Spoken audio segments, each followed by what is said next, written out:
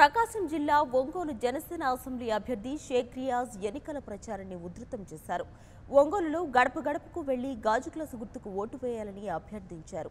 ఈ ఎన్నికల్లో జనసేన గెలుపు ఖాయమని షేక్ రియాజ్ ధీమా వ్యక్తం చేశారు. పేద ప్రజల అభ్యున్నతి, మహిళల సంక్షేమం జనసేనతోనే సాధ్యమన్నారు.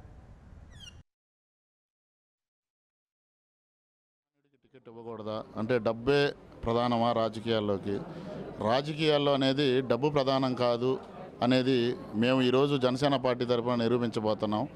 ఇంకోటి, నేను అభిమాన సంఘాల నుంచి వచ్చానంటున్నారు.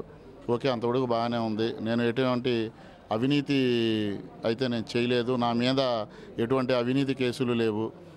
నేను చెప్పేది ఏంటంటే, ఇప్పుడు దాకా నేను ఒక అభిమాన సంఘాల్లో పనిచేశాను, ఇలాగ నా మీద ఎవరైతే చాలా ఈజీగా చెప్తున్నారో గతం తెలుసుకోండి. ఇప్పుడున్నటువంటి వైసీపీ అభ్యర్థి కూడా గతంలో నాగార్జున అభిమాన సంఘాల్లో ఆయన పనిచేశాడు. ఆయన గురించి బయట చాలా ఎక్కువగా అతను ఏదో గ్యాంబ్లింగ్, కొద్ది జూదం ఆడతారని, గ్యాంబ్లింగ్ ఆడతారని చాలా ఇదిగా చెప్పుకున్నారు. మరి ప్రజలు నాకైతే తెలియదు. సో ఒకప్పటి మాజీ మున్సిపల్ చైర్మన్ మంత్రి శ్రీనివాసరావు గారు కూడా ఇదే చెప్తున్నారు. ఆయన కూడా గతంలో కృష్ణా అభిమాన సంఘాల్లో కూడా పనిచేశారు ఆయన. మరి వీళ్లకు లేనిది నాకెందుకు వస్తుంది? మరి అది ప్రజలందరూ గమనించాలి. For more updates please subscribe 99 TV Telugu.